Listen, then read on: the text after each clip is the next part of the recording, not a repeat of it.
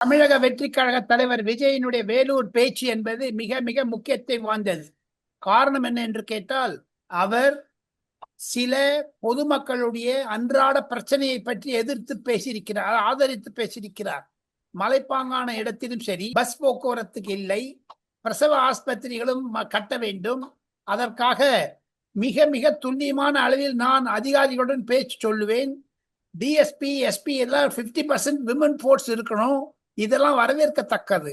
இது மாதிரியான தேர்தல் அறிக்கைகளை எல்லாம் பார்த்தால் விஜய் அவர்களுடைய ஓட்டு சதவீதம் என்பது 20% 35 ஆகிவிட்டது என்று தான் பல ஆங்கில தொலைக்காட்சி நேயர்கள் டெல்லியில் தெரிவிக்கிறார்கள் என்னிடம். என்னைக்குமே இல்லாத விஜய் பேச்சு உணர்ச்சி வசப்பட்டு பேசின மாதிரி இருந்துச்சு, ஒரு கண் கலங்கின மாதிரி பேசினார்லாம் இப்ப வருதுல சார். அவர் தமிழ் மக்களை பற்றி அதிகமாக கவலைப்படுகிறார் என்பதைத்தான் உணர்த்த முடிகிறது. எடப்பாடி பழனிசாமியினுடைய கூட்டங்கள் வருவதை பார்த்தாலும், விஜயனுடைய கூட்டங்களை பார்த்தாலும் தமிழக மக்கள் கொந்தளித்திருக்கிறார்கள் என்பதைத்தான் உணர முடிகிறது டெல்லியில் உட்கார்ந்து கொண்டு.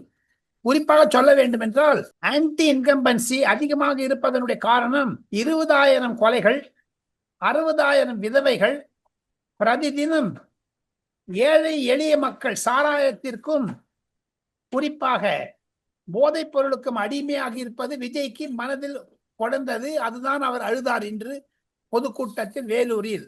அவர் ஒரு நிமிடம் சாரி என்று சொல்லி அவர் மௌனமாக இருந்தாரே, அவருடைய மனதில் இந்த போதைப் பொருளை வைத்து 20,000 கொலைகள் நடக்குமாப்பா, தமிழகத்தில் ஒரு டிஜிபி இல்லாத அவலநிலை ஆட்சி தமிழகத்தில் நடக்கிறது என்பதைத்தான் பொதுமக்களுடைய உணர்ச்சிகளை விஜய் பிரதிபலித்தார் என்று பேசப்படுகிறது டெல்லியில். இருந்தாலும் விஜய் அவர்கள் மத்திய அரசாங்கத்தையும் தாக்கினார், மாநில அரசாங்கத்தையும் தாக்கினார். மாநில அரசாங்கத்தை குறிப்பாக சொன்னார், டெல்லி டெல்லி டெல்லி டெல்லி டெல்லி டெல்லி என்று தாங்கள் திசை திருப்புகிறீர்களே, உங்களிடம் இருக்கக்கூடிய பெருச்சாளிகள், பண பெருச்சாளிகளை பற்றி சொன்னார்.